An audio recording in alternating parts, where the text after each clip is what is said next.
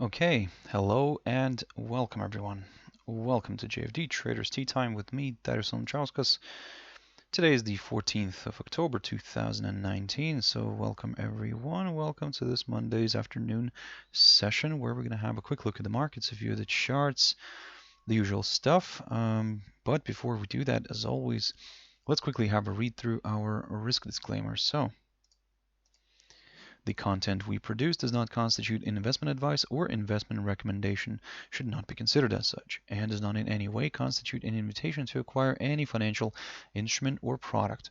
As always, a few seconds for you to read the rest, and we can continue.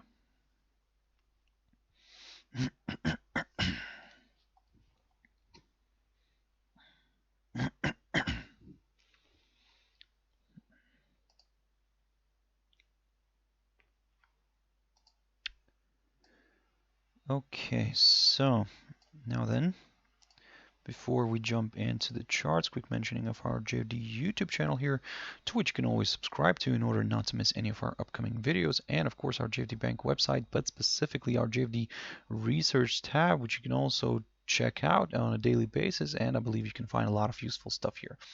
But for now guys, let's jump into the charts. Now the first one I want to touch on here is the S&P 500. Now I've looked at this one a few times last week. So basically, last week on Friday, the index managed to finally break this downside resistance line. It was a bit of a tentative one, of course, but you can see that it kind of played out nicely. So this downside resistance line has been running here from the low of the 19th of September. Sorry, from the high of the 19th of September.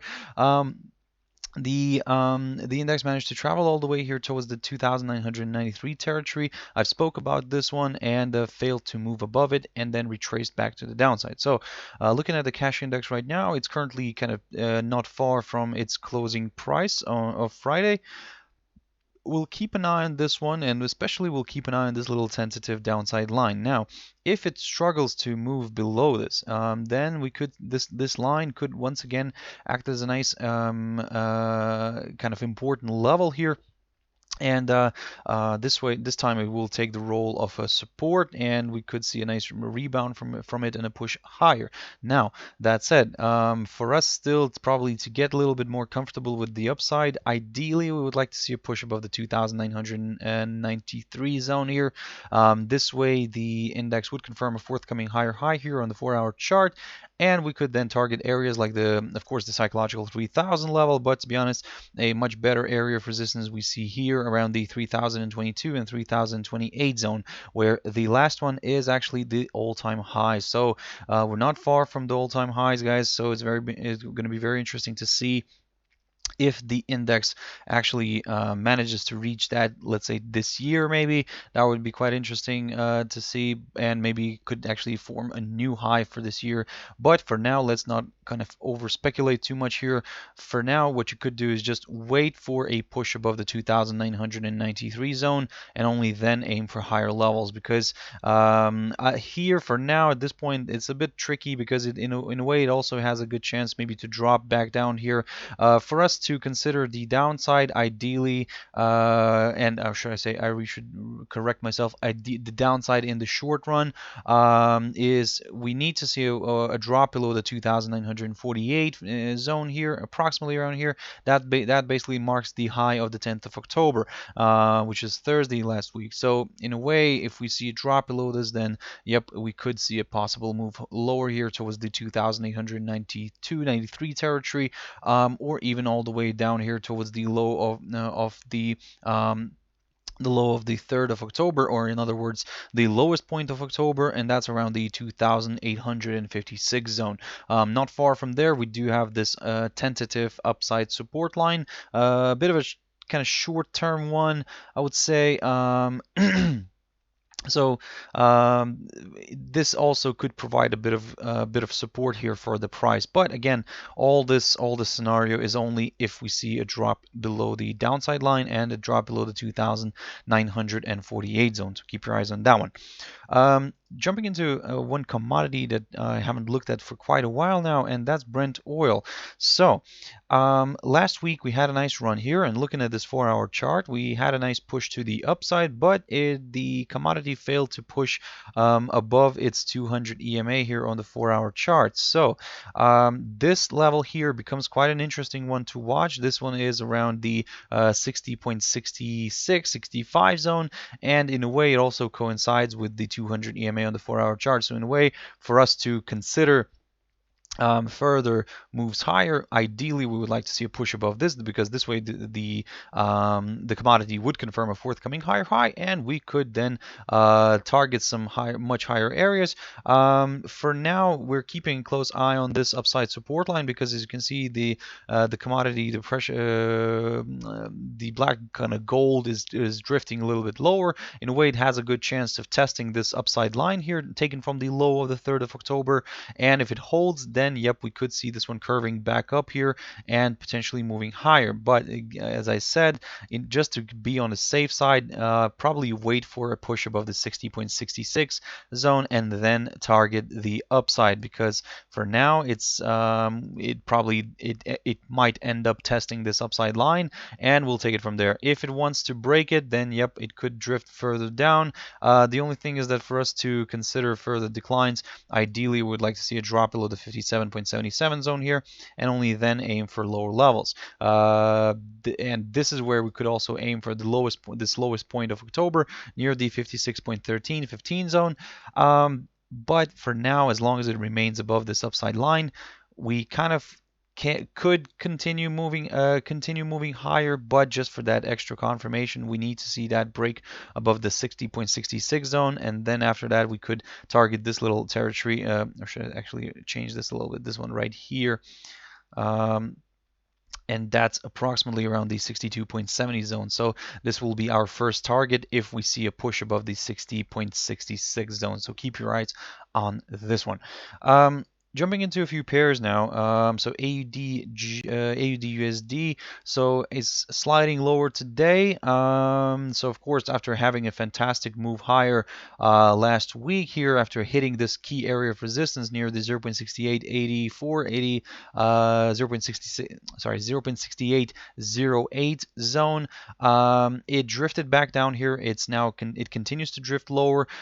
The only thing is that for now, yes, it could continue moving to the downside, but the downside could end up being limited due to this upside support line, this little short-term tentative upside support line taken from the low of the 2nd of October. And then if it holds, we could see this one curving back up here and pushing to the upside, and maybe revisiting this 0.6808 zone. But again, for now, from the very short-term perspective, yes, continue monitoring the downside here, but be very careful near this upside line.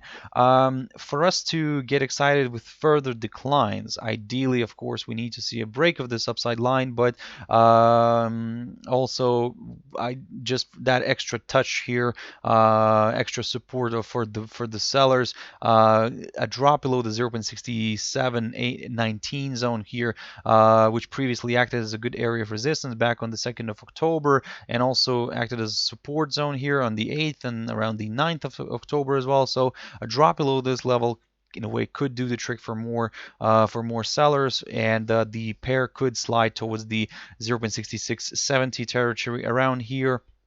As you can see, previously it acted as a fantastic area of support, so we could revisit that one again.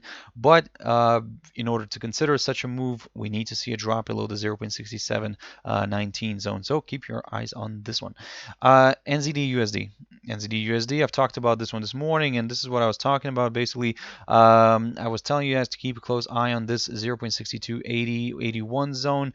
You can see that the pair is already testing that. We need to see a nice good close below this level here before we could examine further declines, because for now, if this 0.6281 zone holds, then we could end up seeing something of a range here, and basically whoever likes to trade ranges, that it could be their paradise here, because we could see a nice rebound and a push back up. So for now, basically, long story short, all eyes are on this 0.6280 zone. because if it holds, we could be getting ourselves a nice range. If it gets a break here, then yep, the pair could continue moving lower. Initially, we'll target the 0.6251. That's marked by the low of the 20th of September and also by the low of the 3rd of October. But if that fails to withhold, then yep, further declines could push this pair towards the 0.62 mark here, approximately around the near the low of the 1st of October. So there's a good level here, but some good levels underneath here. But again, we need to see a nice good close below the 0.6280 zone, and ideally that would be a daily chart, a daily close here. So guys, for now, keep your eyes on this one. It's very tricky. Whoever managed to catch this move today, this morning, congratulations. But for now, probably just hold on and let's see what he wants to do with this lower side of of this range here. So keep your eyes on this one. Jumping into another pair, which I haven't looked at for quite a while as well, but I kept looking at it the previous week basically because it continues to trade nicely within this rising channel formation. So you can see that last week, and by the way, if you remember when I was looking at this one, I've slightly adjusted the chart here, and I've made it a little bit more accurate. So we can see that the pair continues to trade inside this range, and for us to consider the downside, well, we need to see a nice good close below this 0.99 zone. So I keep talking about it. Even if let's say right now it reverses down to the downside, drops lower, and let's say closes below the lower bound of the rising channel, still we will wait for a drop below the 0.99 zone, because that's what we need in order to get comfortable with much lower areas. So in a way, let me just quickly highlight that for our future reference, and we're going to keep an eye on this one, guys. So for now, like I said, it's currently, yes, it is trading inside the rising channel, so it has more chances to move to drift higher. The only thing is with the upside is we will only consider the upside if we get a nice push above the 0.9990 zone right here, which was tested last Friday, or sorry, on Friday last week. So and only then we will aim for slightly higher levels. Initially, we will target the high here, the current highest point of October, which is around the 1.0028 zone, approximately around there. But if that fails to withhold, then yep, a forthcoming higher high would be confirmed, and we could then maybe aim for in the direction of the upper bound of the rising channel formation. So guys, that's why for now it's quite an interesting pair. But we need to see a clear break through one of these levels that I've just mentioned, and only then we will get excited about a further directional move. So in the long story short, basically, let me just put this one on the chart here, and there we go. Not very clear, but there we go finally. So this is the level we're watching here for the upside. We need to see a nice good firm break here above the 0.9990 before examining higher levels. And in terms of the downside, even if we see a drop below this lower side of the channel, still ideally we would like to see a break of the 0.99 zone before examining lower areas, guys. Another interesting pair I wanted to quickly show you, and that's GBP Aussie. Now, of course, last Friday, last week, and the end of last week, you remember we had two big explosions here on Thursday, and then on Friday, the pair managed to rebound from this 1.8075 territory and traveled all the way by the end of the week, traveled all the way here towards the 1.8683 84 zone, approximately around there. So of course, looking at this picture today, we're seeing a nice reversal here from the pivot point here, and for now, what we need to do here is we need to wait for a push above the 1.8684 level before we could examine further higher levels. So guys, for now, keep an eye on this one. But also what I wanted to show you here is the fact here that we are trading in a nice channel here, and a nice rising channel formation. So let me just put this one on the chart.